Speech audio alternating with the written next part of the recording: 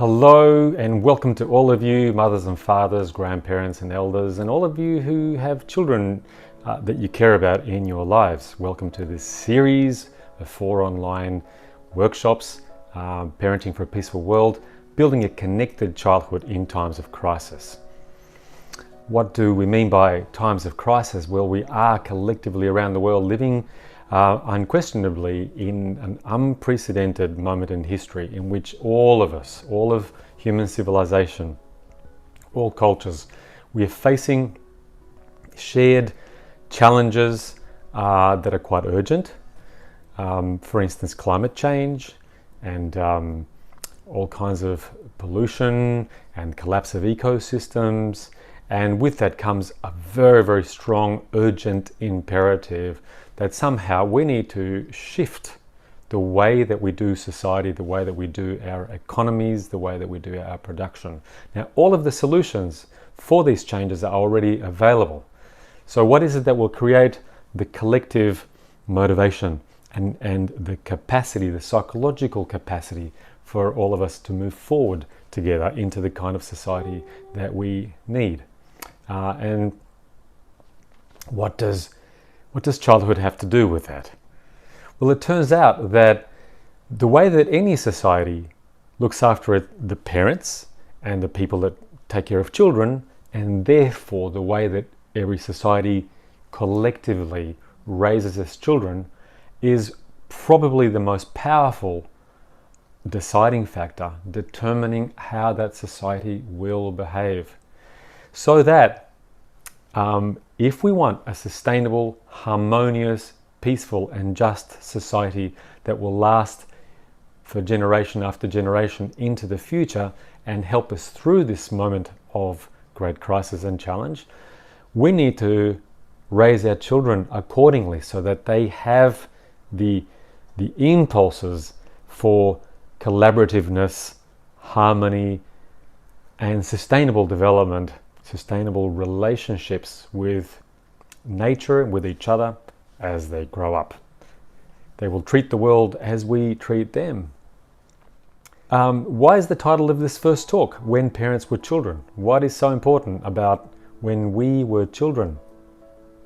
Well, one of the things that I discovered and was able to confirm again and again through my 30 years of experience as a psychologist and psychotherapist, and conducting my courses, my workshops as a parent educator, and all my research, is that the single most powerful influence on our style of parenting, the way in which we relate to each of our children, the single most powerful influence is the way that our parents and elders and school teachers related to us. The way we were treated strongly colors the way we relate to our children, the way we view and interpret our children.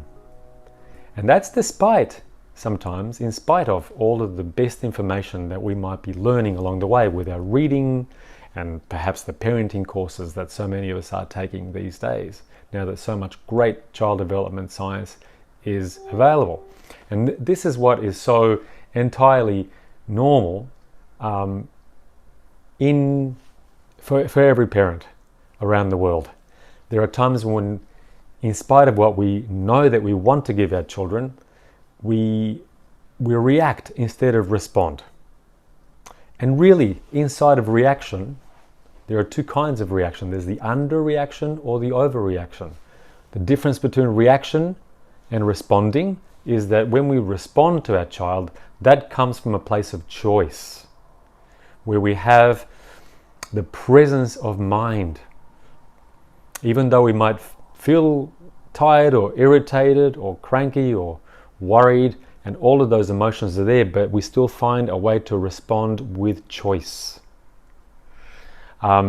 Whereas our reactions tend to be more uncontrolled. They're automatic, unconscious, and spontaneous. And this happens to every last one of us. Myself, you, everybody. All parent educators as well. We all have a kind of a growth pathway that we are on. And that when we're having a difficult day, we tend to overreact and underreact in automatic ways. Let's think about this. Let's think of some examples. Have you ever, when your baby, for instance, is reaching out for nurturance and holding, have you ever found yourself not really feeling like offering nurturance, but you might feel irritated, you might feel resentful, you might feel drained, exhausted, and sometimes you end up underreacting? Have you ever actually felt as a parent resentful for what you give to your child as attention, time, support, and that children being children, especially little children, they don't give back so much? Your giving doesn't get followed by gratitude or thank you or your child helping you. Not very much. Do you find yourself feeling angry and resentful, sometimes withholding, in spite of your best efforts, withholding your support? Have you ever found yourself being explosive emotionally to your child, scary, perhaps punishing or shaming, saying shaming things to your child, and that sometimes you regret that afterwards? You might feel pain about that in your heart or guilt, and you worry about your own quality as a parent afterwards. I want to assure you that this happens to parents everywhere around the world. And I meet parents from so many cultures and so many ethnic groups as I travel with my parenting workshops, both around Australia and New Zealand and around the world. Here's another example. Have you ever found yourself so frightened for your child's safety, and that inside you feel like your child is almost made of glass, and you're almost certain that there will be an injury when they're outside playing, for example, and that you find yourself overprotecting, holding your child back, overreacting again? See, there's underreaction and overreaction.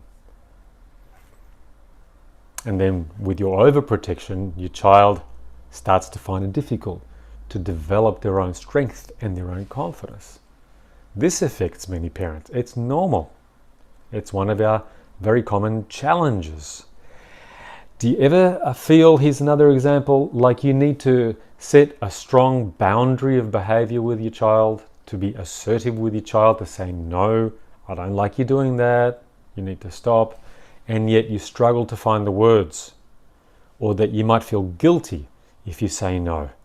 It's a troublesome emotion that comes up for many parents. So many of us feel guilty when we set a boundary afterwards, and we wonder why that is.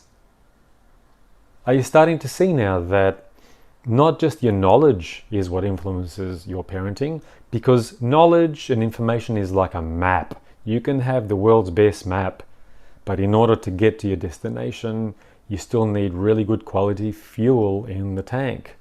Now, our emotional state, that is our fuel. And our emotional state inside varies up and down from day to day according to all kinds of things in our environment that affect us.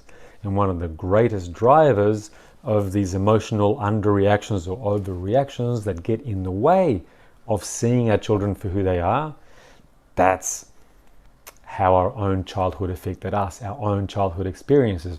And now you see how important it is for all of us as parents just to understand a lot more. We can never fix our childhoods, but we don't need to. You just need to understand how our childhood affected us. I will show you some simple methods for doing that, so that we are less likely to pass on our own most painful childhood experiences to our children. We free our children from our own past as we free ourselves. So there is that difference between reaction and response. Why does that happen? Why do we get so triggered? Psychologists have often, for years, talked about this experience of the inner child, as if we all carry around inside of ourselves our own inner baby, inner toddler, inner child, inner adolescent, and that this child influences our responses and our reactions very much. But modern neuroscience has really helped us to understand that. What's been discovered is that there is a second kind of memory called body memory. And body memory is the experience of our bodies recalling the sensation or the emotion that we experienced much, much earlier in our lives. That could go back all the way to around about the 3rd trimester in our mother's womb, and our whole history in between. And that's an incredible thing to ponder, isn't it? There are triggers in our environment that bring up a little bit, or sometimes a lot, of these rushes of feeling, thinking, or bodily sensation that almost mysteriously spring from our own memory. And sometimes that can be a beautiful thing, by the way. There is an evolutionary purpose. We can be glad about this. Because, for instance, when you see your little baby lying there, tucked into their little blankets in their crib, and you can see the little hands and their little feet and their little wisps of hair, and you're touched by this image. And what rushes up in your heart is a very powerful commitment to protect and to hold and to give pleasure to this little baby that you're so moved by. Part of the reason why those strong feelings come up is that your baby is a trigger, and your body, do you remember body memory? Your body is recalling how you felt at the receiving end of your father's affections, your mother's affections. That is never lost to you. And the love that you've received give fuel to your body's capacity to pass on this love. So that's a wonderful aspect of body memory. Body memory is very different to what scientists call narrative memory, which is like the story memory, when you can recall events and you have a movie of these events in order inside your head. That's narrative memory. It's organized by a different part of the brain. So there's these two kinds of memory. I want to show some slides right now to summarize what I've been saying so far, and you'll begin to see why body memory is so important for us to understand in our journey as parents. So in slide number 1, when parents react instead of respond, it's because we have been triggered. And our children are very, very powerful, probably the most powerful triggers of our body memory from our own childhood. So when we are reacting not really to our child. We think we're reacting to our child, but we are actually reacting to our own childhood, to something from our own past. Instead of responding with a choice of response to our child and responding to the present moment, we're actually reacting to our own past, usually without realizing, at least at first. So our children's behavior has activated body memory. And in slide number 2, you'll see that there are two kinds of memory. And this is the result of leading edge neuroscience. First, there is narrative memory or story memory, and that's organized principally by a little piece of the brain called the hippocampus. That part of the brain is not mature until we're about 2, 3, or 4 years old. That's why we think that we can't remember anything from the time that we were babies. And in one way that's true, but in another way it's not true, in that our bodies can recall sensation and emotion from all of our life.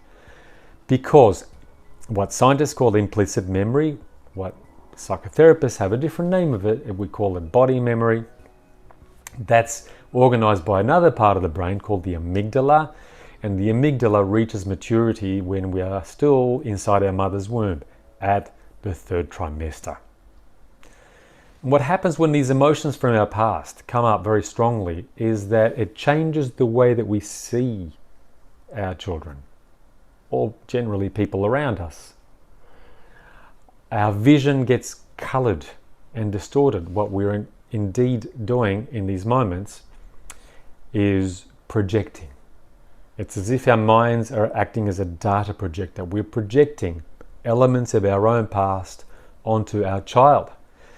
That leads us to judge our child's behaviour without looking at what's driving their behaviour. And it's too easy to do, just to frame our child in terms of their surface behaviour, which is often very vexing, bewildering, challenging, of course, difficult. Children are difficult people to live with, aren't they? But when we don't see through the behaviour into the emotional need that's driving it, that's because we've become judgmental. And it's not that we're bad for being judgmental. We all do that. Judgment just means that we've been triggered, emotion comes up from our past, and we start to project the past onto our child.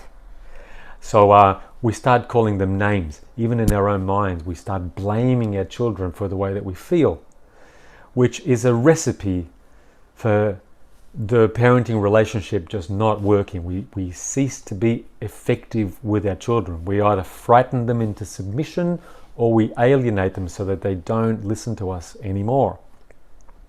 That's the main reason why parents have great difficulty. It's about our own past. Sometimes it's us. We start to becoming hypercritical of ourselves. In our minds, we tell ourselves, I must be such a bad dad, I must be such a bad mum. Again, that's projection. That judgment signifies that we've been triggered and we're in the middle of experiencing something painful from our own histories. So I'm hoping that you're starting to see how important it is for all of us as parents to begin a journey of understanding how our childhoods have impacted us. Because once we do that, we get the freedom to respond, to choose. We get the freedom to heal ourselves and thereby not to pass on our history. So I'd like to look at slide 3 together with you. Please understand that you're most welcome to take a screenshot of the slide or to take a photo with your camera so that you can keep this information to refer to later. So to review, when we are triggered, emotions come up from our past. Now this alters how we see our children and how we see ourselves. It changes our vision. We begin to see the past, our own past, superimposed over the present moment. That's when our reactions become misaligned with the present moment. Okay. And now let's look at some practical examples of triggering. What happens to us as parents commonly when we are triggered? As you'll see from the examples that I will share with you, it'll start to make more and more sense in a solid way. How many parents, how many amongst us, when we're triggered by our children, our reactions begin with a kind of blame. If we don't say it out loud, it's the thinking style of blame.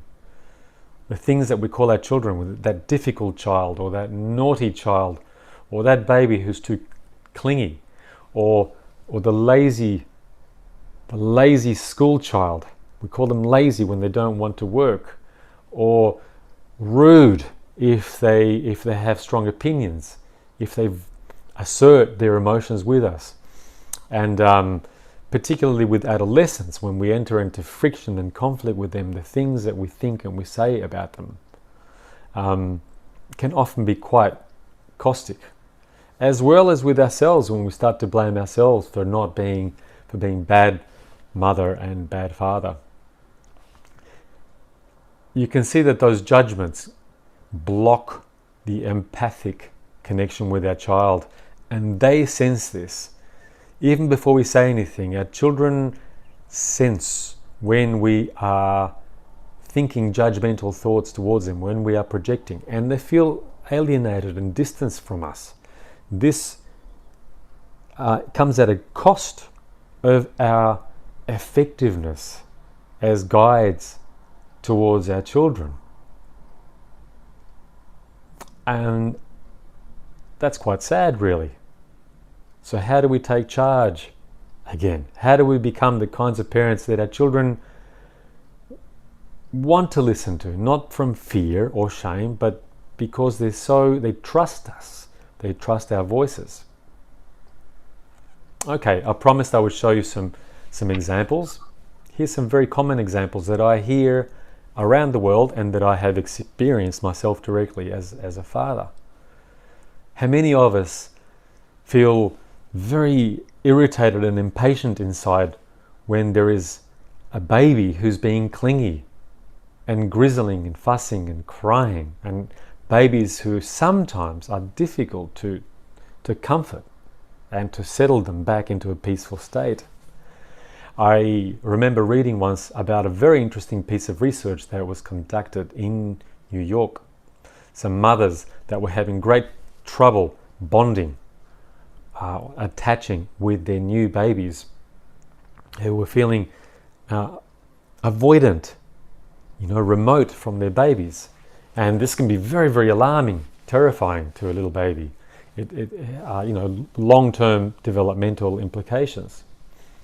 So instead of judging the mothers or just teaching them how to do things, they just asked the mothers about their own life and their own relation to their own mothers. And this is what I've been saying, that our own childhoods are the strongest influence on the way that we do our parenting. Now, as these mothers began to speak about their own mothers, all of them were telling stories of great distance, of abandonment, of disappointment, of loss, of really missing their mothers, of having lost their love very, very young. There was quite a few stories of tragedy involved in this, human tragedy. And you hear these stories and you cease to be judgmental towards these mums. And we all feel some of that sometimes. Now, what's really so interesting, this is where this kind of inner child healing work becomes so powerful. As the mothers were telling their story, they began to grieve. They felt the sadness in their hearts and they began to grieve. A lot of them cried openly. And they cried in the presence of somebody who showed them compassion. After this grieving process was expressed and complete, quite spontaneously, the mothers reached out to the baby and held them close in a whole new way that they'd never done before. It's as if their own inner child was just waiting for an opportunity to show someone their story, to show someone their pain. In a way, that's like a moment of being mothered, the inner baby being mothered with empathic attention. And look at how quickly that enabled them to pass on the love. There's so many stories like that. I remember as a father, I used to find when my daughter turned about 3 or 4, I began to notice how difficult I found it to play with her in her games, her freestyle imaginative games on the floor with her little toys. And she, every time I came home from work, was desperately wanting me to get on the floor with her and play her games according to her unique, the dramatizations that she was making with her toys. And I used to frankly find that difficult, and I was shocked at myself. Why should this be so hard? I used to find it boring and unstimulating, and I was very, very reluctant. And at first I wondered, is it just that little children's games are intrinsically boring to an adult? I then did my own inner child work. I just thought about what was it like for me when I was her age? And who did I play with? Who played with me? And then I remembered, I used to spend a lot of time playing alone with my toys, my little toy soldiers, my little puppets that I had, and I would make up stories. And I enjoyed that, but I was alone a lot. My parents were both working very, very hard. I was left in the care of a nanny a lot, who was too busy to give me much attention, so I would spend hours on my own. And thinking that brought up for me quite a lot of a sense of deep sadness, bereavement, missing my parents, longing for them. I connected with a kind of an empty feeling that I had as a little child, a loneliness that pervaded everything.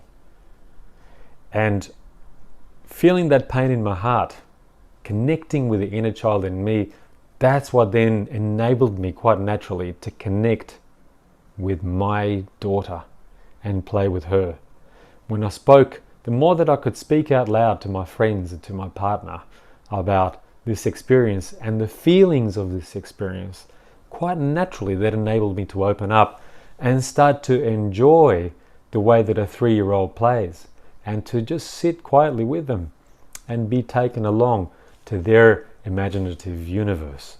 So you can see this stuff really, really works. So many parents, here's another example, when their toddler has a tantrum, as they all do, because their emotions are too big for them and they feel out of control.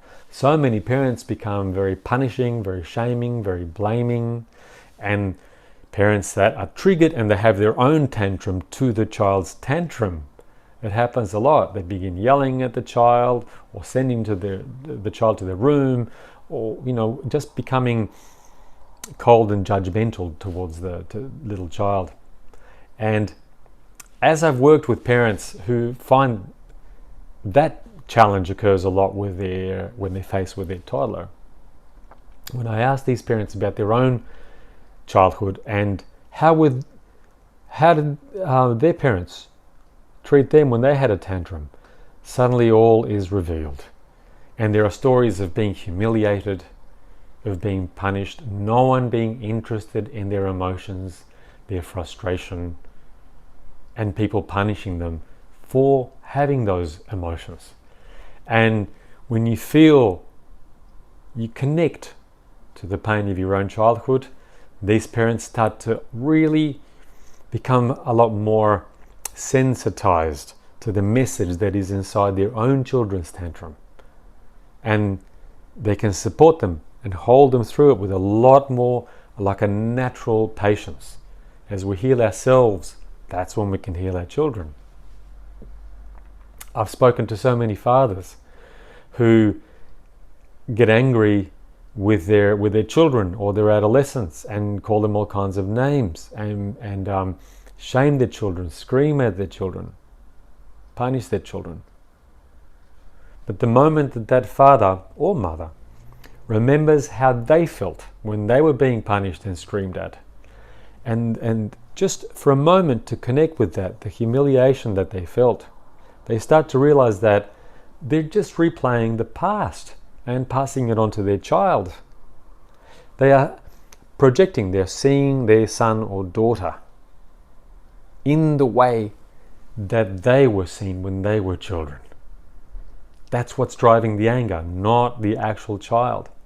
So remembering these emotions, feeling the pain of their own childhood, opens them up to become more effective, more sensitive, better listeners towards their children. And we need to be able to do that. It's the empathy towards our child that then encourages them to open up to us, to trust us, and to follow our guidance. I speak to so many parents these days. This is one of the current planetary crises, actually, that children are disappearing in front of their screens, especially during times of recently the COVID crisis, when we spent months locked up at home and children's childhoods being lost into looking at a screen and playing on-screen games, etc., etc., etc. So many parents are worried about that. And because this is unprecedented, and we're not sure what to do, and our children get so addicted, we tend to react with anger, we tend to be very brusque in the way that we remove the screens, and we make them feel ashamed, and it's like it's a battle. And what we find difficult in this battle with our children about screen is how to win their collaboration so that they want to self-discipline around screen time. One of the most helpful things, over and above learning the method of non-violent communication with our children, because that's important too. But when I like to ask parents, what was it like for you as a little child when you discovered television? And that's so useful. So many people start to recall the sense of magic and the addictive quality that you just want to watch more and more and more. Perhaps if you're of a certain age, you didn't quite have a computer as a child, but there was a television in the house, most definitely. And understanding how we felt in front of the television helps us to understand our child from the inside, so that when it comes time to putting limits on their screen time, that we can do so with the voice of empathy. It liberates our heart to say, look, I really, really understand how hard it is to give up the screen. I'm on your side, son or daughter. I understand why you love it so much. But I will explain to you why too much can really hurt you, and that's why I need you to put the screen away. Also, understanding our own childhood helps us in another way. What would have helped me as a little boy, or if you are a little girl perhaps, what would have helped us to want to move away from screen when we were children? What would have helped us? If you imagine that, that will give you some clues about what will help your child. Strong, rich opportunities to be creative and playful without screen. Exciting opportunities and interpersonal contact, playing together, having a whole repertoire of games that are exciting, inviting, where there's the warmth of interaction, whether it's sport or running through a forest together or climbing things. Connection. And that powerful invitation works better than just removing, prohibiting without the underlying empathy. So remembering what we needed as children, connecting with what we needed as children, that's what fuels our inexhaustible capacity to be present for what our children really need. And that's how we can reach them in a way that they will listen. I'll give you one final example. I recall when my daughter reached the age of adolescence, and as most adolescents do, they get very cocky and full of opinions, and some of their choices can be very, very frightening to us parents. We worry for their safety in the world for so many reasons. Now, a number of times I saw myself becoming reactive in a way that was not usual for me, and that I would yell, I would jump, I would be explosive, and in a way that really did not make my daughter want to listen to me. Okay, she would go away from me, she would shut the door. And you know, if you've got adolescents at home, I'm sure you might be familiar with that kind of story. That was a time I needed to do my inner adolescent work again, to remember when I was that age, how was that part of me being treated. And I recalled so many rageful conflicts with my father, whom I was scared of. He he was very explosive, very, very angry, and very judgmental. You know, when I came at him with my big decisions and big plans and crazy things that I wanted to do as an adolescent, and some of my craziest ideas that I had then, and you know, he was unable to have the patience and the sense of humor to understand, well, this is a phase. It's a stage. I'm practicing in a very awkward and clumsy way how to be a young man who thinks for himself autonomously. Of course I can't get that right on day one.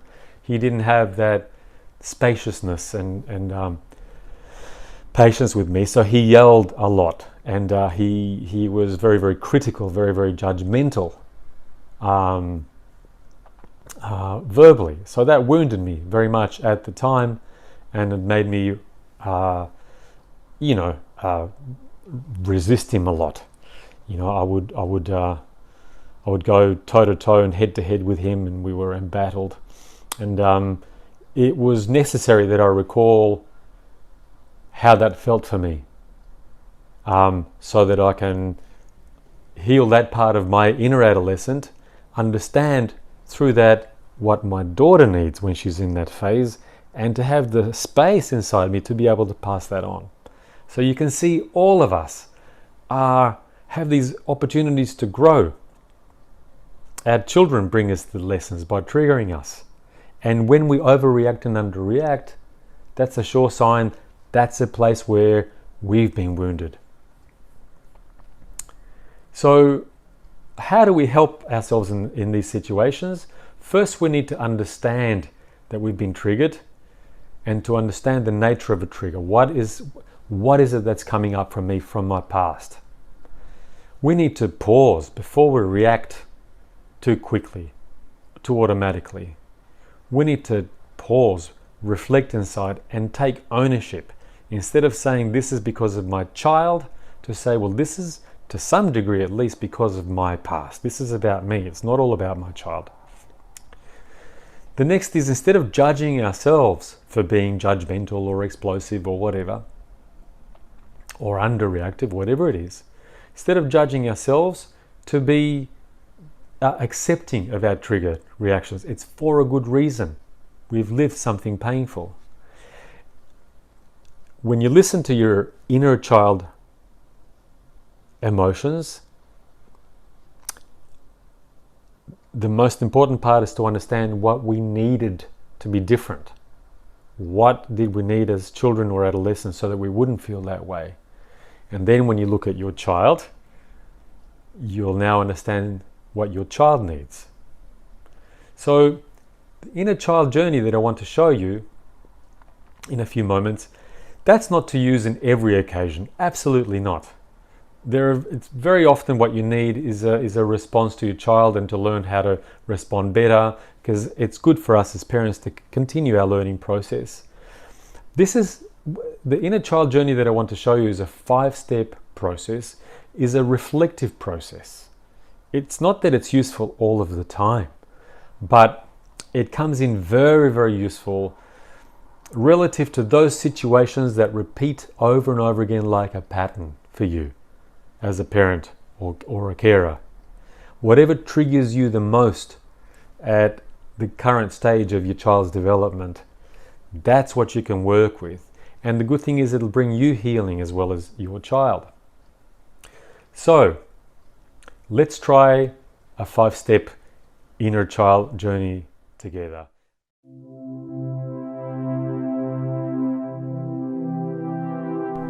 And please feel free to take an image of this slide. I really encourage you to use this process as often as you need to for the rest of your time as a parent or grandparent or carer. First thing that we do is, when there's a repeating challenge that's the same over and over and over again with our child, we need to take time to be in our own space alone and reflect. Step number 1, ask yourself, how am I feeling right now? Or when this happens with my child, what are the emotions that come up for me? Really take note of that. That might include paying attention to the thoughts that go on for you. Notice if there are judgmental thoughts about you or towards your child. Step 2, taking all of that experience that has been triggered for you, the emotions that have come up, the thoughts that have come up.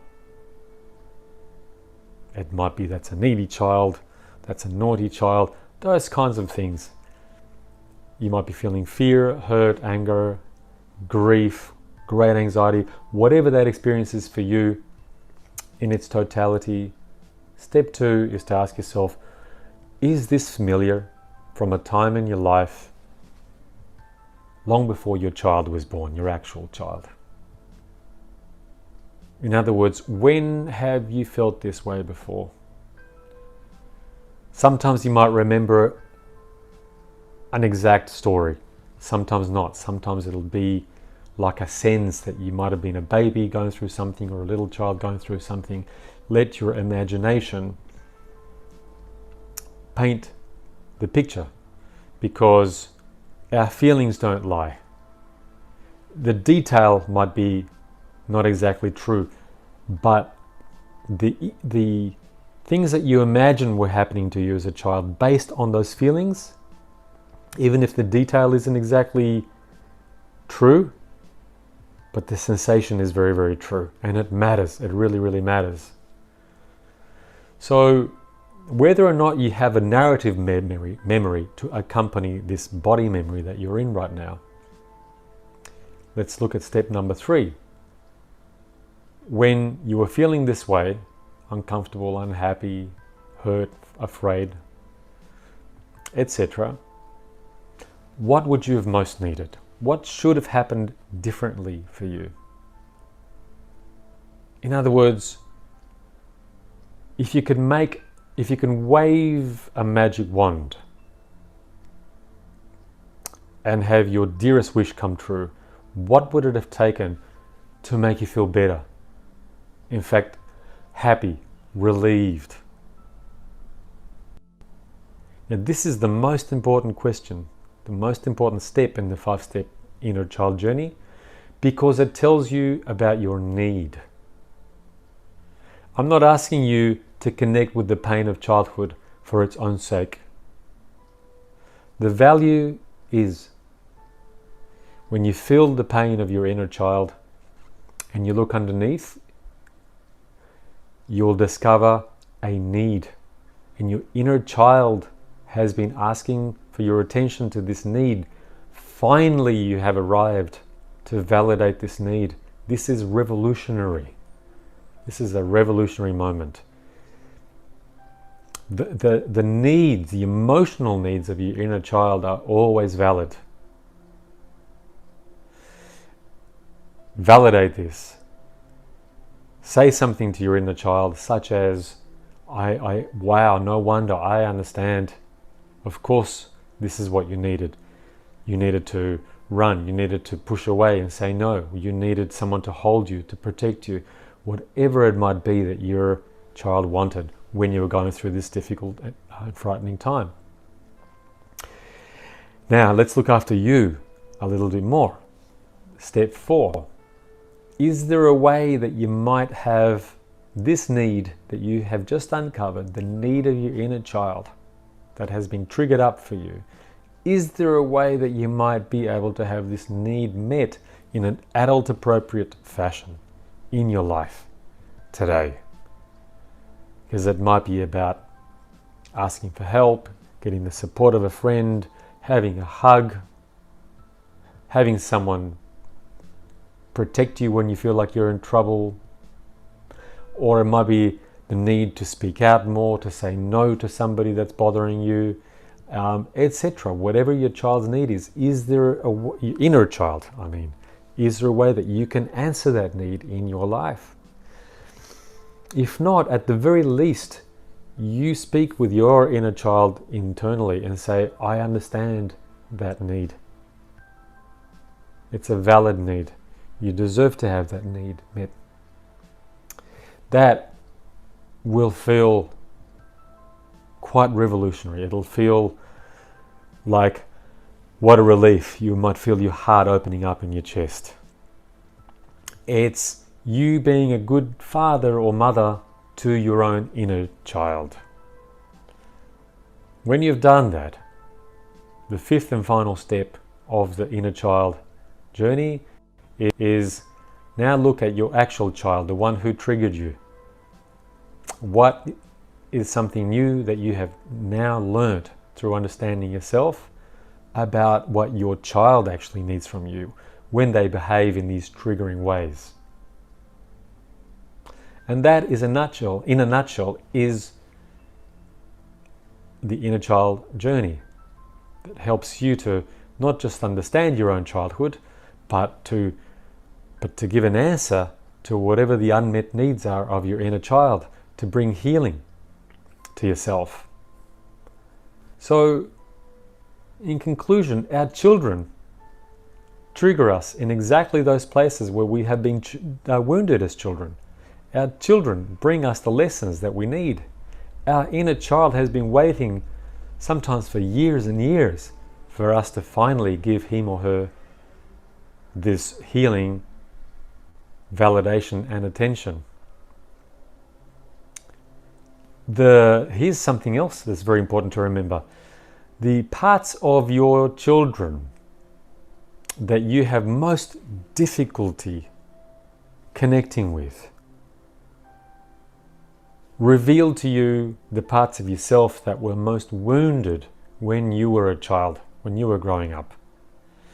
What you have the greatest difficulty about with your child is likely to reflect what your parents or carers had the greatest difficulty with in you.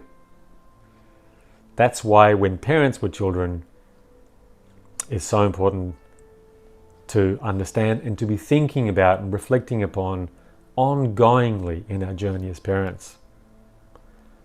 The greatest thing that we can do for our children is to engage with our own personal growth. As we heal ourselves, we heal and empower our children. So parenting is not like a finished product. None of us arrives at this sense of perfection. It's a growth pathway, and perhaps the greatest personal growth journey that you'll ever undertake. And I will leave you with this slide. Parenting is the greatest personal growth journey. We cannot be perfect parents. We have our wounds, we have our life stresses, but we can always be parents who are willing to learn, to heal, and to grow. Our children will bring us the lesson. And with that, I again want to encourage you to always be curious about how your past has affected you, to be interested in yourself on that level, to validate your inner child's needs, and in so doing, you will find that your relationship with your own children and your capacity for empathy and presence and to be able to respond from a place of choice instead of react, all of that will blossom more and more and more. So I do encourage you to use that inner child journey for yourself whenever necessary, and hopefully for the rest of your journey as parents, grandparents, carers, and teachers. Thank you very, very much for being with me. Thank you so much, Robin. And it's for me, it's very relieving to hear an expert also talking about his own struggle with his daughter. And last night I watched a TV program about Greta Thunberg, the young environmentalist, and she said adults are acting like children, and I think there are quite a lot of truth in it, right? So now next we will have 45 minutes of Q&A time, and Robin would try to answer as many questions as he can, but obviously we have limited time. So please grab this opportunity and ask away. You can type the question in the Q&A box at the bottom of the screen, and our team will pick out questions that are most relevant to the topic today and those that benefit most people for Robin to answer. Now, let me also introduce Karen Chow, another founder of EDiversity. She will be moderating,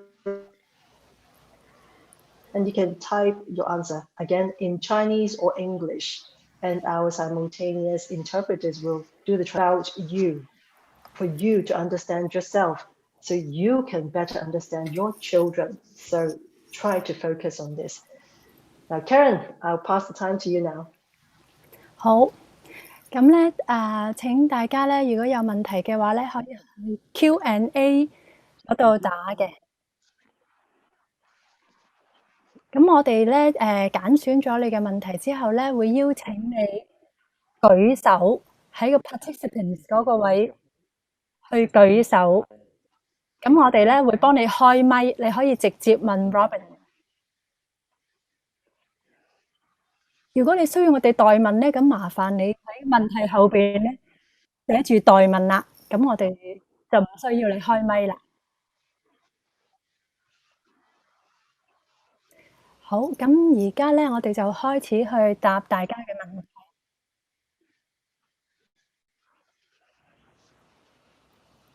好，第一題 ，How I cannot understand 係 Iris 應，不如我邀請Iris 自己開咪。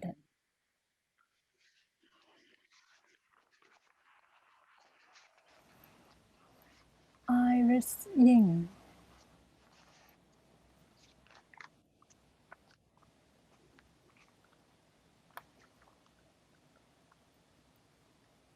有冇同事已經開咗 Iris？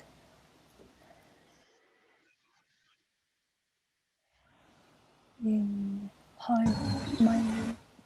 喂，係。喂，聽唔聽到？聽到，聽。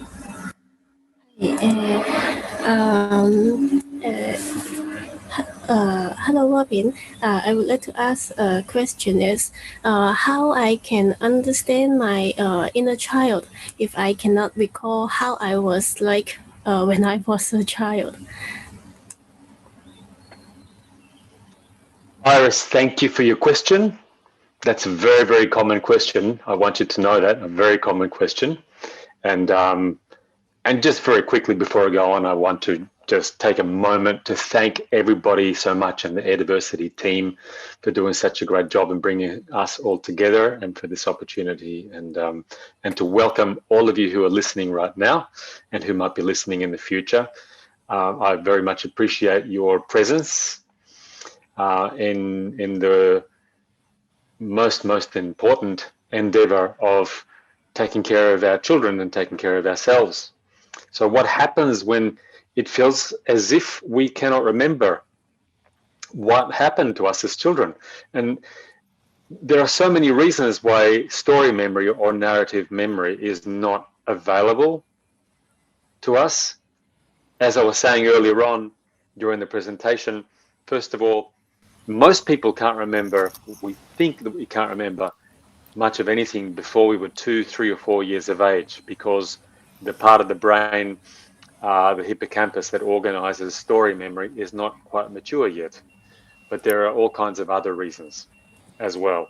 Sometimes there's a little bit of amnesia when there's deep unhappiness in some moment of childhood, that our bodies have a very compassionate way to block memory that's too painful. Now that's true for story memory. In the meantime, what neuroscientists have shown us is that what they call implicit memory, neuroscientists call it implicit memory, a lot of psychologists prefer to call it body memory, that's still available to us. And body memory doesn't lie. Even when your body memory doesn't tell you what happened, your body memory tells you how you felt in earlier of your life. I'm saying this because when you're triggered by some behavior in your child, I would suggest particularly that you pay attention to those reactions that you have that are very much like a pattern. And when you say to yourself, oh my goodness, every time my child does this, I feel like that. Every time my child has a tantrum, I feel very, very angry and out of control. Or every time my child doesn't do their homework, I panic. I feel so very, very worried. And it's again and again and again, those feelings come up. That's an indication that it might well be to do with something of your own childhood experience. If when you sit and close your eyes, no images come up for you from childhood, listen to what's happening in your body. What does it feel like was happening for you? It's enough to even know the kind of information that says, when I think of my son or my daughter not doing their homework, I feel panicky. I feel so very, very anxious. It's as if that was a very troublesome time to me as a child. I cannot remember exactly what happened, but the feelings are there. Listen to the body. And the next question to ask is, when I feel very anxious, what do I need? What helps me best when I feel anxious? Because that will give you some very important clues and information for how to respond to your child. So I'm going to give you a couple of alternative questions to ask. And this is important because very often people can't remember what happened when they were little children. And that's okay. You can do something, for example, like this. Think of a time that you remember, even if you weren't a child, but 3, 4, 5, 10 years ago, even as an adult or an adolescent, a time in your life that your behavior was at least a little bit similar to the behavior of your son and daughter, that behavior that your son and daughter does that feels so troublesome to you. So that the part of you that is most similar to your son and daughter, how has that part been treated sometime in your life? And if you can't remember at 5 years old, think of when you were 15 or 25 years old. That's okay. That will give you some clues. It puts you in touch with your inner need. It helps you to realize, when I feel this way and life doesn't treat me how I really need to be treated, this is what should be happening for me. And then, aha, now I understand a little bit more about what my son or daughter needs. Okay? What's beautiful about this is that the most powerful way to gain deep insights and empathy for your son or daughter, so that you become effective, you know how to respond, is to understand them from the inside. How has that part of me been treated when I felt similar to my son or daughter, when I behaved similar to my son or daughter? If it's, you can't stand the tantrums of a 3-year-old, well, when I have been angry or annoyed in my life, how has the world treated me? And how did that make me feel? And what did I really need? What really would have helped me instead to give me strength, to bring me calm, satisfaction? Aha, now I can see what perhaps I can do for my son or daughter. That's understanding our children through the inside of ourselves. Okay, if you can't remember childhood, use a time that you can remember. And the door that you begin, the open door that you walk through, the starting point is the body. Notice first, what is my body saying right now when I'm triggered? When have I felt this way before? Okay, Iris, so I hope that helps you. Thank you for your question. 好，咁下一題咧就S Chen 請我哋代問嘅。Can you walk us through the 5 reflection steps with an example? Thanks. With an example. That's a good question. Okay, yes, I would love to illustrate that for you. Well, I hope you don't mind, because I don't have a lot of time to think right now, which is my best example. the first one that came to mind is from my own life. When my daughter became an adolescent, a teenager, like every other adolescent, she would start to voice very strong opinions about this or that, about the world, about politics, about society, about food. And like so many adolescents are, most adolescents, this is a stage very typical around the world, regardless of culture or ethnic group, that her opinions would carry like the voice of expertise. Like she's been studying the subject for decades. And I regret to say that sometimes I would be triggered. And, you know, there's that voice in my head that's saying, this is ridiculous, this is silly. And that instead of allowing her the space to have her rehearsal for thinking about the world. And, you know, this is how young people are getting ready to contribute to society. You can't contribute unless you have an opinion about how things should work.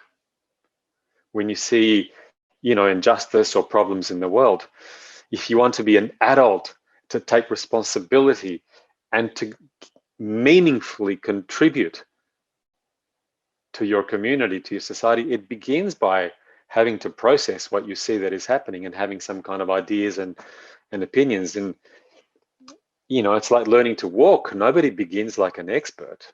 You have to go and make lots of mistakes. So here I was getting sometimes exasperated and frustrated too soon, overreacting really. And I could see that if I said something that was shaming, just because I disagreed very strongly, if I said something that was shaming to my daughter, her eyes would be downcast and she would look away. I could see that she felt very disempowered, very deflated. It's as if I had a belief that unless I thump the table and become annoyed and speak with a louder voice and say that's silly, unless I did that my daughter wouldn't come to her senses. And of course, as an adult, I have this, in those moments, this idea that I'm sensible and she is not, which is really very, very questionable. And I could see that this was happening repeatedly and that it was starting to become a wedge between us in our relationship. So I did my processing of going back, beginning by noticing how quickly impatient that I can become in those moments, and the tension in my body, to that impulse to move forward and say, don't say that, that's silly. You know, that's a kind of a shaming and crushing reflex. And my next question to myself is, when I feel that way, how is that familiar? What does that remind me of?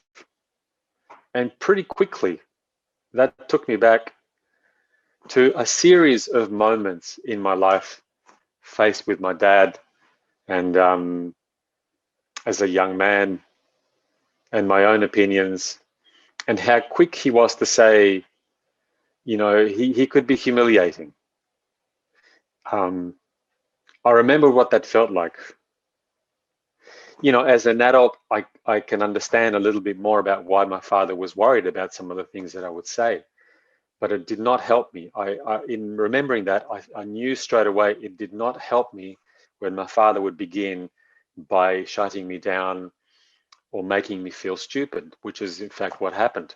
I remembered that body feeling of humiliation, and that it didn't bring me closer to my dad, but that it actually drew me away from my father. It created distance.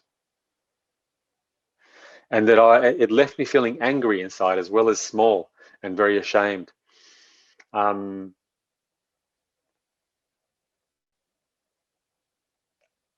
I noticed too in that memory that I stopped wanting to listen to my father for guidance because I expected to feel shamed by him. And that's an awful sensation, really. Especially as, 14, 15, 16, 17, and you want to exercise your voice in the world. You want to start to be a man or a woman. My next question to myself was, I wonder what I needed in those moments. What would have made me feel much, much better? Because I didn't want to feel humiliated. That was very, very clear. What also became clear to me as I went into my heart is that I didn't want my father to ignore me either. I didn't need him to agree with me. That's not what I needed. I needed him to show me how to have a conversation. I needed him to role model for me how to have a conversation peacefully that includes different views so that I keep my honor and that I can recognize his. I needed that kind of mentorship, which I received later from other people, but sadly not with my father. And remembering how sensitive I felt as an adolescent to my father's criticism, that helped me so much to understand my daughter's sensitivity and to stop being so afraid as if it will ruin her life when she has a belief that I happen to disagree with. To start to trust the process of her growth a lot more. And that was helpful to me, and I believe it was helpful to the two of us, actually. But it doesn't mean that I've stopped being triggered. It remains an area of growth for me. And I'm happy for that to be the case, because it brings, having understood more about what I lived with and where I was wounded and what I've needed, it helps to heal me as well as empower my daughter. So both of us benefit from that. Okay.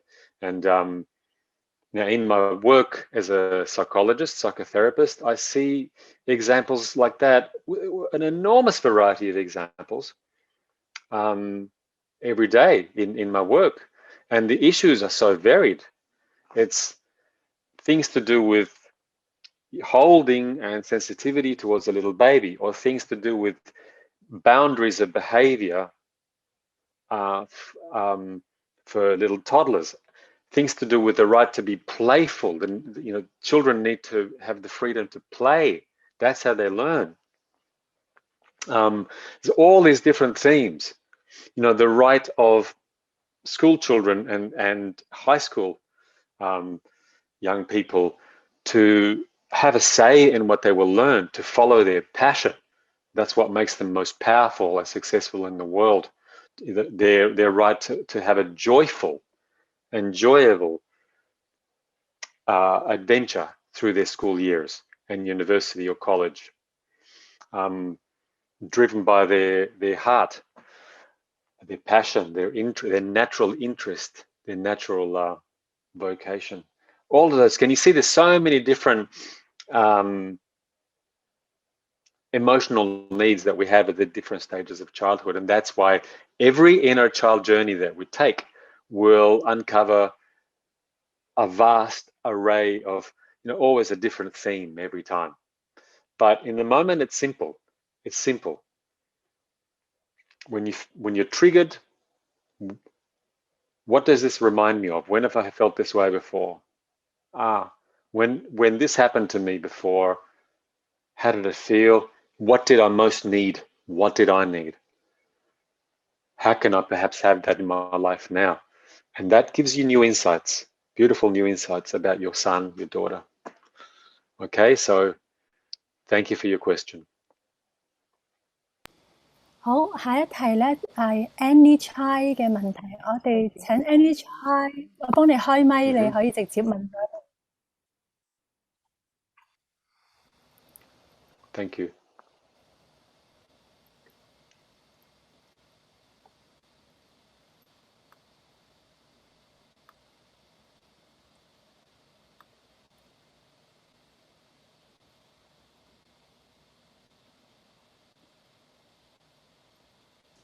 Any Chai 開咗咪，係。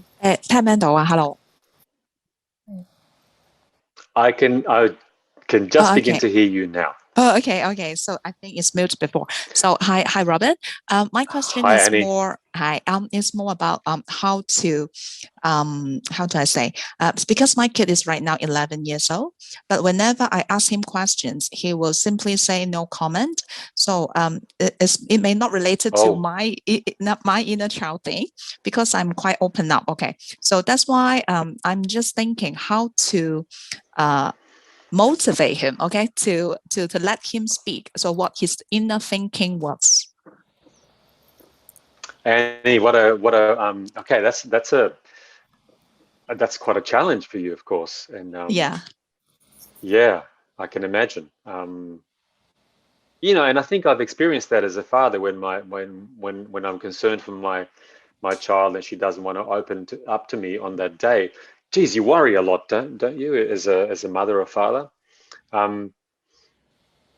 It's difficult. It makes us feel powerless when we're blocked out. Now, there are 2 levels of answers for your situation. One level is about the practicalities of the here and now. The skill set that we can all learn more and more and more for the rest of our lives, really. I'm a learner about how to communicate. What are the ways that I can listen? What are the ways that I can invite a response from my child to make them feel safe enough that they want to open up to me? Even what are the things that I do without realizing that get in the way of my child feeling free to open up to me? Perhaps the way that I ask is intrusive, or there's so many things to look at in terms of the skill. And if we had more time and a different kind of a workshop today, I would focus on that. And I would want, in any case, to encourage you, Annie, to follow that up, the communicational methods, because every parent that ever lived can stand to learn more and more and more about that as a resource too. There's a really good system called nonviolent communication, and it really explains so well what is listening and how can we all learn to listen in a way that really creates a safe environment, because children are afraid of being judged, they're afraid of being shamed, they're afraid of being told to get over it, that they should feel differently. And it's not just the parents, by the way, it's the society that surrounds them. Children will often shame each other for being vulnerable, for having, for being sad, for being afraid. Okay, so there's a whole world out there that's making it scary for our children, not only us, the whole world makes it sometimes scary that they want to pretend that everything is okay. So your son, I think you said, says no comment. But I told you there's another level, and which now comes back to our topic for today, how you can use your own inner child experience to get more insight about what's going on for your son. Here's what I would suggest. Take some time, Annie, to recall times in your life, particularly when you were growing up as a teenager or even younger and younger than that. Whenever you have felt that you're struggling inside with some big emotions, but you don't feel safe to open up and tell people about it. for whatever reason it might be, that it just doesn't feel comfortable. Now, I think all of us have experienced that at least once or twice or a few times, where we really, really, really need to open up and let somebody in. But we don't do it. We won't. Just like your son. I know the part of me that's exactly like your son, Annie. If I'm to understand your son better, I need to begin by understanding that part of me. Sometimes I hide. I don't want to show how I feel because I'm ashamed, I'm embarrassed. I'm afraid somebody might say, grow up, be a man, men shouldn't feel this way. Or, I don't want to get advice. I don't want advice.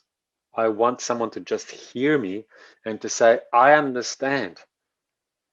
I have felt like you feel before in my life too, right?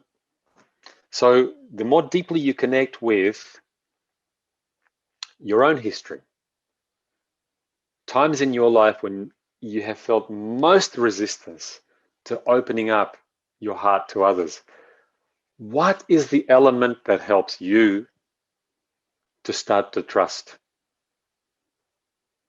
Once you define that, it will give you some very big aha about what might help your son to open up.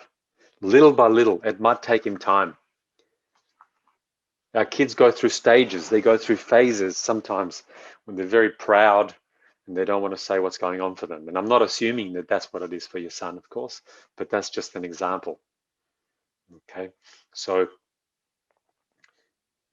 how do I know how to create the kind of environment that is most conducive, the conditions that are most likely to facilitate spontaneous opening up? Well, I can gain knowledge about that by remembering what has helped me to open up in the past when I really didn't want to. Okay, so Annie, I hope that gives you another perspective, how to understand your son better from the inside. Yeah, sure. Thanks so much. Thanks, Annie. 下一題 Cabby 請我哋代問嘅，請問應該點樣療愈自己？做催眠治療有冇用呢？哦，請問點樣療愈自己？做催眠治療有冇用呢？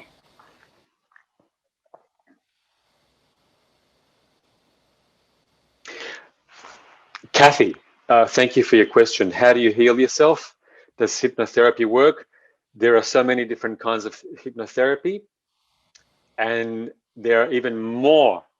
There's a gigantic supermarket of therapy modalities, and you try whatever you need to try, and if it reaches you and gives you release, it brings you joy, brings you empowerment, then that means it's working for you. Okay, but I suggest that looking at your question, how do I heal my own inner child? That's not one answer. Ask your inner child what she wanted, because it'll be a different need relative to each wound that is triggered through your relationships. Sometimes there's a situation in my life that makes me feel a little bit like a very vulnerable 2-year-old. And it makes me remember a time when I was crying and nobody came to me. And then what heals me in that moment is me asking, hey, inner child inside me, what would you have needed? I needed someone to listen to me, someone to hold me. Okay, that's what I need now then, some kind of holding. Or, just to give you an idea of how diverse this is, because the healing is only healing when it answers the actual need that is coming up for you. And it's not always going to be the same need. Sometimes life pushes my buttons, for instance, and what I'm feeling is there's something very important that I want to express, but I feel inhibited. And I can feel the strength of my voice, but it gets blocked in my throat. And what's going to give me the courage to speak out even in the face of people that might really strongly disagree with me? What gives me that courage? And I remember when was something similar like that in my life? And it reminds me in my growing up, I mean, and for example, that might take me back to a time in a classroom when I disagreed, but I was afraid to say so, or I had an important question to ask, but I was intimidated by the teacher. What would help me? Often the answer for me is I need a little bit of an alliance, the support of my mates. They give me so much strength. They help me to stand up.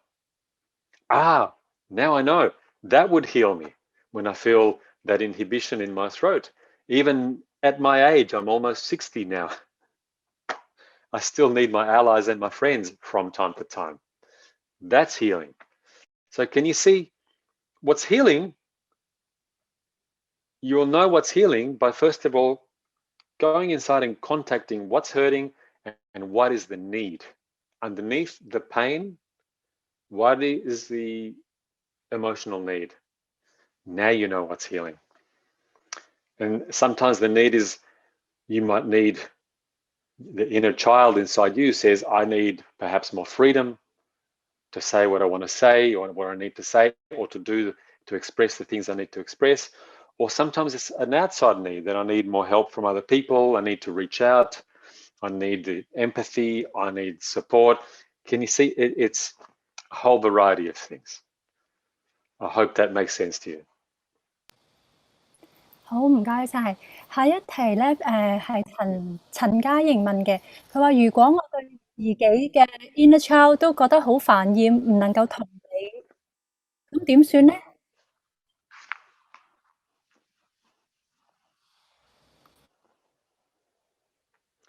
If your inner child feels frustrated, but you cannot connect with your inner child, what can you do? Well, I would suggest that if you know that you're feeling frustrated, you are connecting with your inner child. You're feeling the frustration. Perhaps what you might be asking is how to satisfy the frustration. And the body has an answer. Ask the body, what does the frustration want to do? Now, of course, we need to be careful. Sometimes when any of us are very, very angry and frustrated, there's an impulse to strike out. And there's no way in the world that there's any justification for violence, hurting ourselves or hurting somebody else, least of all hurting our child.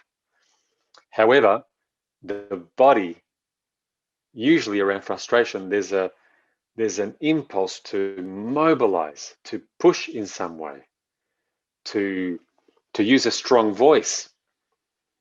Trust the impulse in your body in a non-violent way.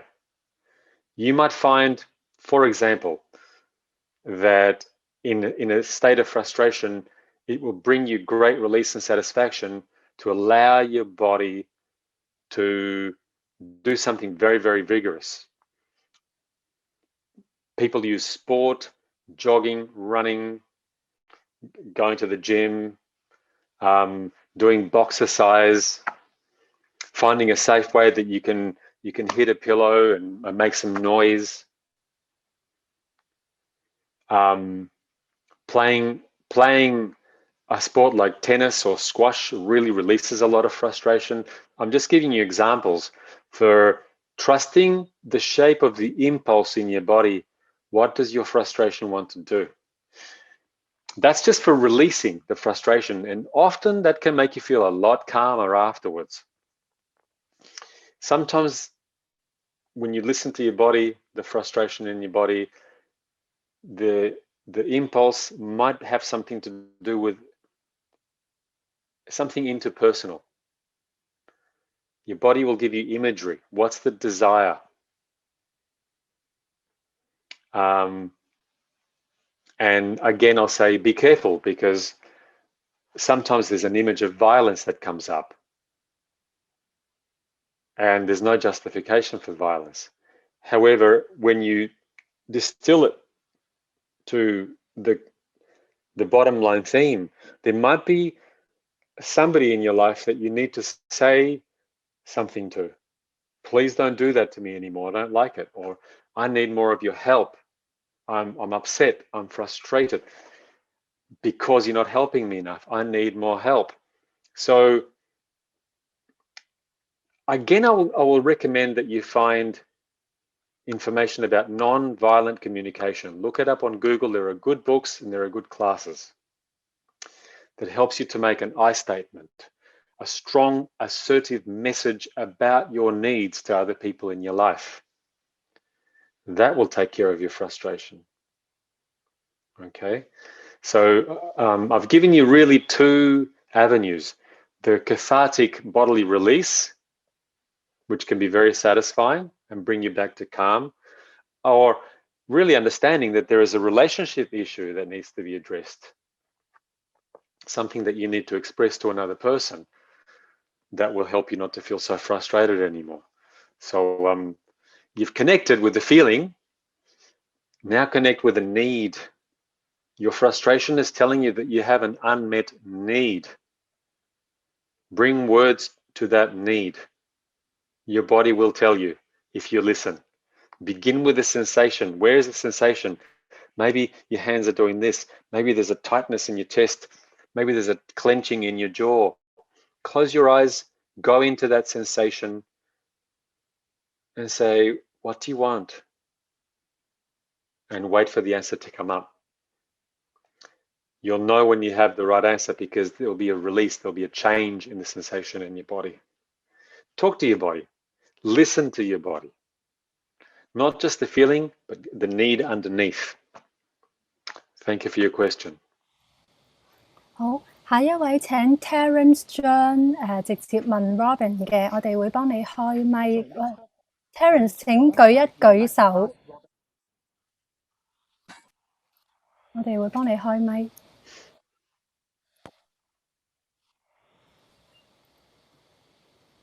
Hi, Robin. Hello, Terence. Thank you very much for your sharing. I enjoy your book very much. I have a question. I'm not a parent, but I really like to know what are the common problems that parents would face if they start off this inner child journey, and how would they be supported in going through this journey, especially in the initial moment? Thank you, Terence. Well, the first thing to say that's very, very common is that it's quite universal. Yeah, I feel it's universal because I see this as a phenomenon with all parents anywhere I go in the world. I think it's intrinsic to the human story, intrinsic to human nature, that first of all relationships in our lives with our partners, our spouses, our workmates, etc., our people at work, all relationships have the potential from time to time to press buttons for us, because body memory is what they call state dependent.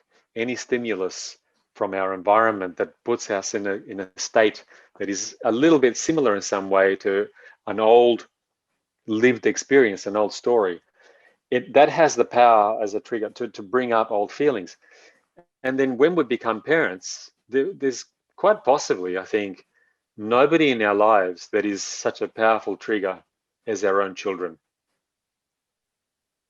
because we're so open to them. They're by being children, they remind us of our own childhood, and by being our children, and they're so close, we're so entwined with them, they trigger us probably more than anyone else.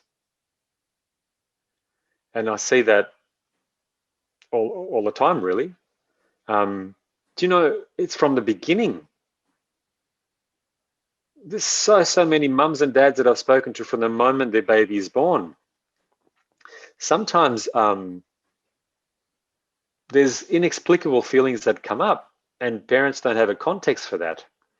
One example is what they call postnatal depression. In postnatal depression, it's one word, there's not one thing. There are many subsets of what they call depression. And sometimes what it is that there's grief that comes up for a mom, sometimes for a dad as well, the beautiful new baby.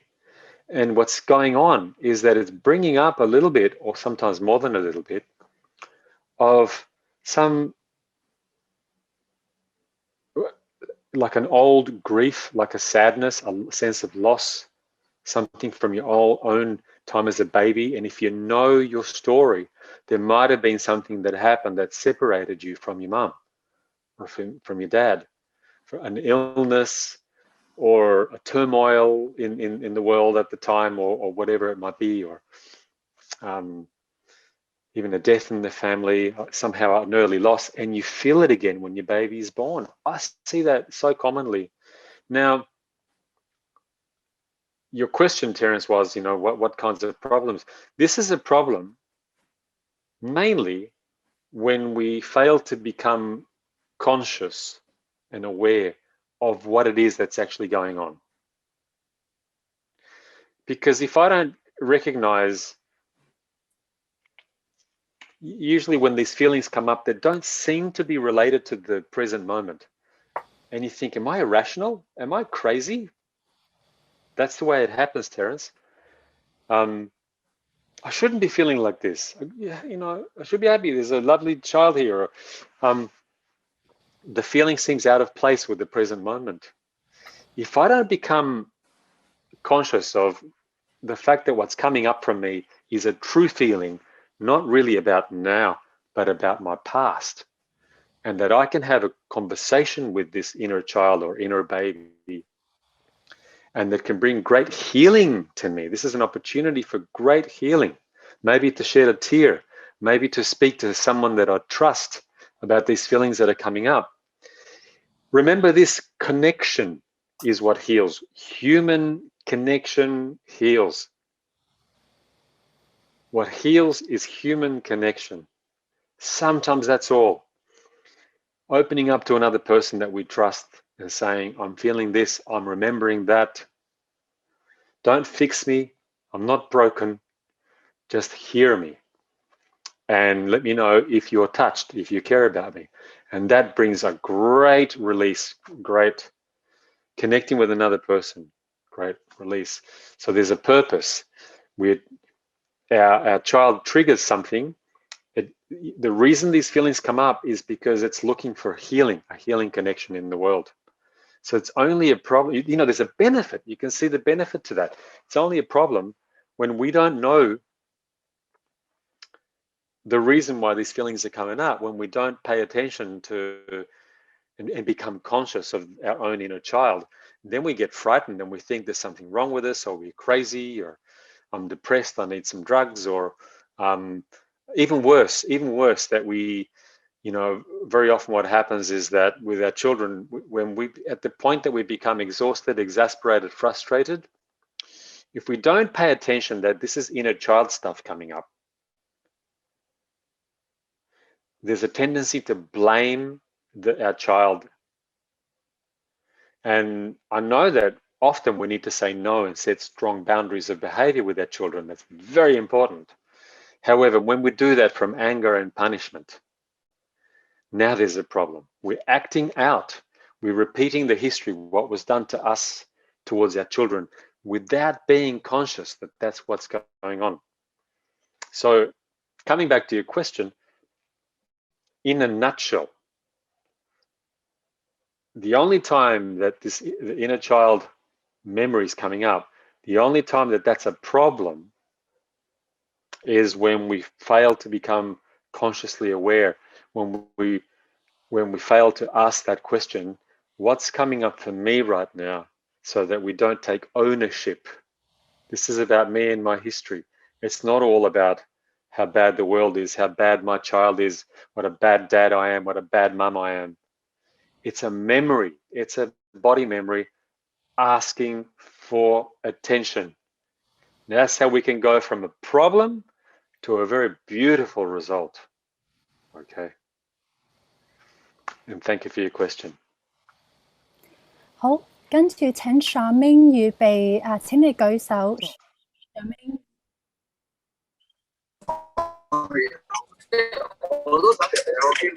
Hey, can you hear me? Hello? 聽到。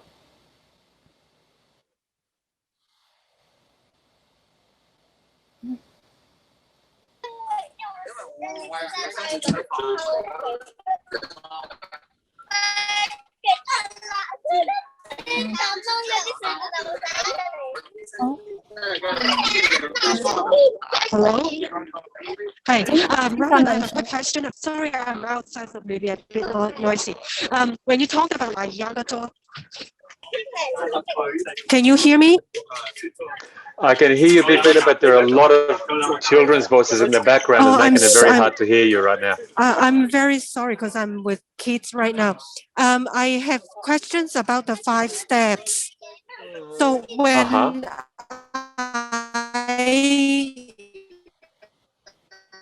不如我幫 Charmaine 問啦，因為唔係好順暢。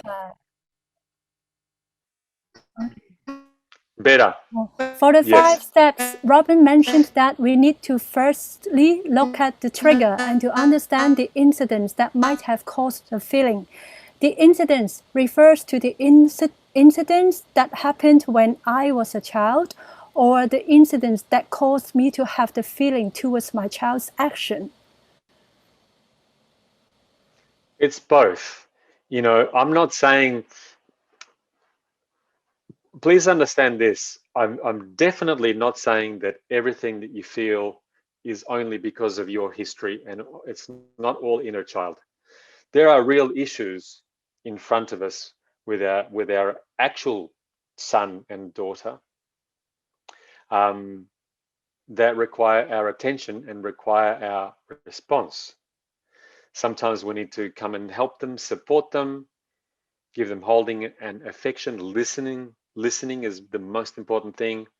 Sometimes there are times where we need to say no, to take a stand. No, I will not let you hurt your little brother, your little sister. No, I don't want you to keep on using your screen. I want us to have dinner together as a family. I won't bring the screen. I don't want you to bring yours. No, I don't want you speaking to me that way. I feel offended when you talk to me that way. So, etc., etc. All kinds of interventions that we must bring in to keep our children safe, to help them to grow up, to help them to understand boundaries, etc. So it's not all about our inner child. When is it a good time to look at our inner child issues? When we start to perceive, when we start to realize that we are becoming judgmental of our son or daughter, we're becoming blaming of them or judgmental of ourselves. That's a good time. I think there's some inner child things coming up for me. Time to look at that. Or when there's a pattern that every time your child does this, you overreact. Look at your overreactions or your underreactions. That's a sign of an inner child wound as well. It's not just overreactions that we get angry and we terrify our children. Sometimes there's underreactions. 50% of the time, the problem is that with parents, they become permissive. They let their children do whatever they want, and they try to say no, but they say no in a very weak voice. That's usually a parent who was so badly crushed, shamed, and punished as a child that they're terrified to make their son or daughter feel like they felt when they were little. So they hold back their personal power. They forget how to be assertive and strong with their child. They forget how to say no, and we must say no sometimes. So when we underreact a lot in a repeated way, or overreact a lot in a repeated way, blaming and shaming and punishment, etc., those are times when you can bet your life that there is an inner child thing going on for you.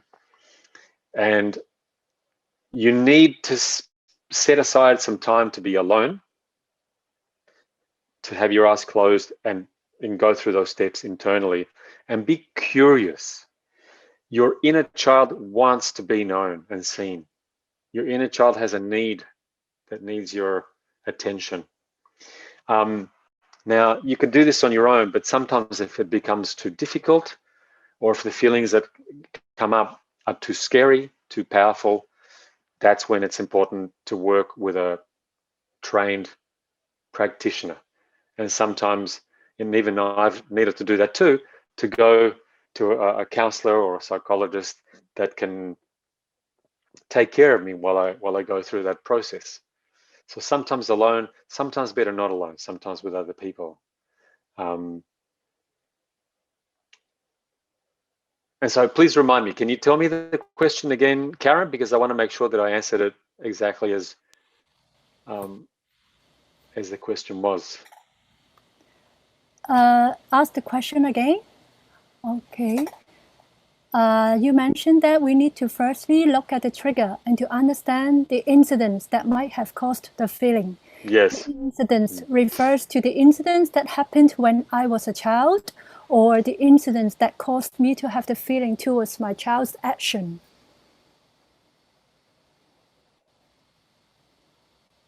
Well, the feelings that come up towards my child's actions are, if I'm overreacting to my child and becoming punishing or judgmental, shaming, etc., you can bet your life that it's not only because of your child's behavior. Now, that doesn't mean that your child's behavior might be problematic and your child might need a behavioral boundary, and you do need to intervene. But the size of your reaction, if your reaction is violent or oppressive, punitive, then it's most likely that it's not only about your actual child, but about this inner child things, wounding that is coming up. So take the time. Take the time to then sit alone. Ask yourself, even though my son or my daughter, yeah, they needed an intervention from me, I needed to step in. However, why do I get so angry?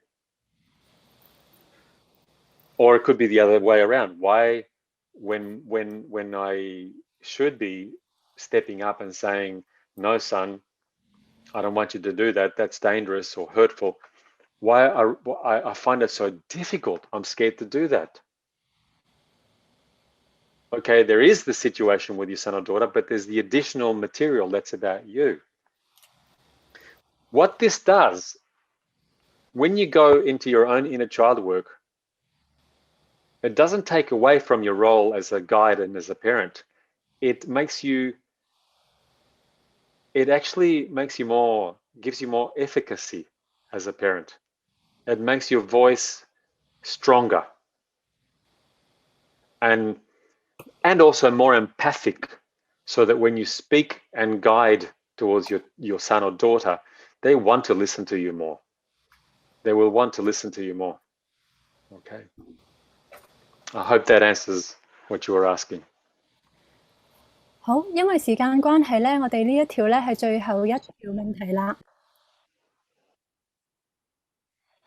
都想請問 Robin， 剩低未有機會解答嘅問題，我哋可唔可以send 俾你，你稍後回答啦？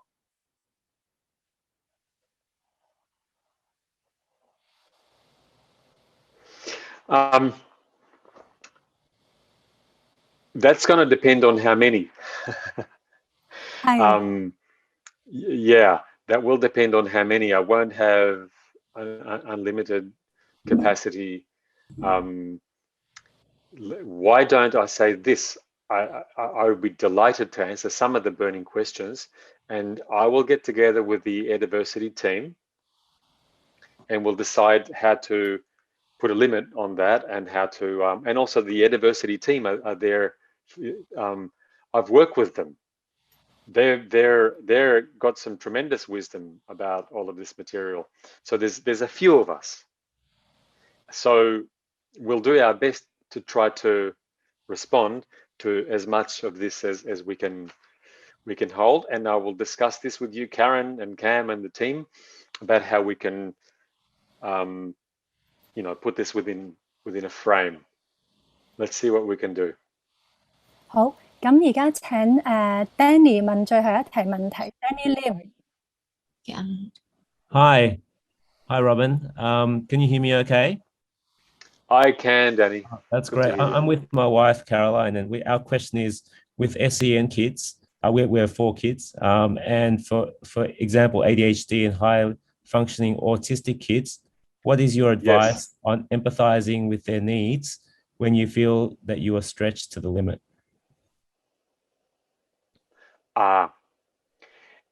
Danny, yeah, thank you. Look, I'm really glad that you've asked this question, because it really demonstrates that the inner child work is not something that you use for every situation. It's not something that helps you with every situation. It has its very specific uses that are about essentially your own growth. It does not, and this is most important, inner child work cannot replace some of the other things that you need. Let's not get that confused. So it sounds that you have some special needs in your children that require specialized attention, and that, of course, that's very, like to any parent, that it places you under a great demand, and inescapably you need all of the support, professional and otherwise, emotional support as well, because you have a very considerable job to do. My first concern is to treat your exhaustion, your emotional exhaustion as well as your physical exhaustion. The most empathic parents in the world are subject to empathy fatigue, because that's the way that we are in the human body. All parents can suffer empathy fatigue past a certain point. What we need then, and it's perilous, because we can push ourselves so hard that we can be on the edge of a breakdown. We need to become more and more and more alert to the support that we need to learn to receive. So then you face the issue of reaching out. And almost everybody has some kind of difficulty reaching out and saying, I need more help, please. I need someone to talk to more often. I need more practical help as well. If you find challenges around that, if it's a struggle, if it feels embarrassing, if you get very anxious about, becoming a burden to other people, all those kinds of issues, it might help you to do some inner child work about that. What messages were you given growing up about, is it okay to reach out and ask for help? That's my first, I guess, instinct about your situation.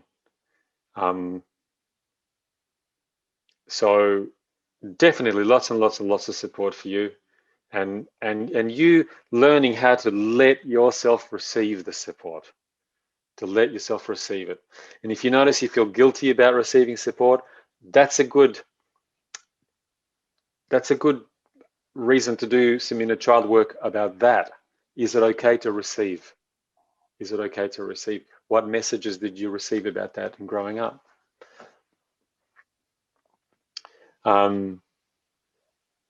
If you have children, I think you mentioned ADHD, And that brings its own challenges, strong challenges.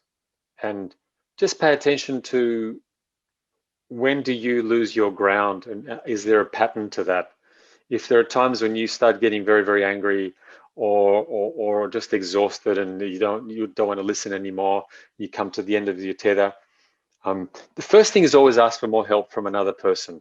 But secondly, if you see a pattern in yourself, that's a time when you have a moment.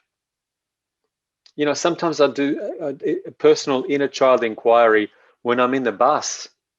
Nobody needs to know why I'm looking out the window. I'm just internally talking to my inner child and listening to him in my inner child. I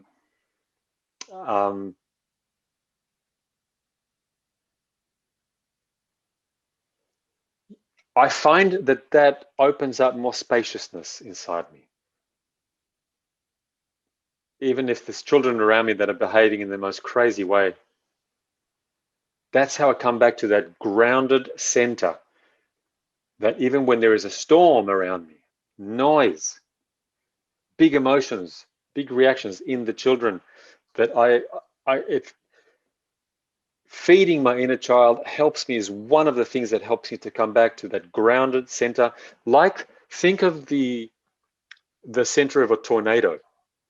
The tornado, that powerful wind, is the wild emotionality of our children, the tantrums, the crying, etc., their exuberance, all of that. But if you've heard about this, inside in the very, very center of that tornado, the air is perfectly still. If you stood inside in the middle of the tornado, you would be standing in perfect calm. Now that state is most helpful to you, but also to your children. When the parent finds their ground, the children start to calm down with you. It's quite uncanny. But you can't force yourself to be calm. You become more calm when you're like a father or a mother to your internal inner child. If your inner child is saying, I'm going crazy, I'm going crazy, I'm going crazy, help me, then you listen to that internal voice. At least say to yourself, I understand, it's okay to feel crazy right now. Imagine yourself wrapping your arms around yourself. Like a good, strong dad has just arrived in the room for you. That helps to give you the ground. And then kids around you start to settle a little bit. You'll see that happen. So I'm trying to give you some examples of when is it appropriate to use inner child work, and when, it's another tool that is actually needed. A tool of responding, or someone else's help. Okay, thank you for your question.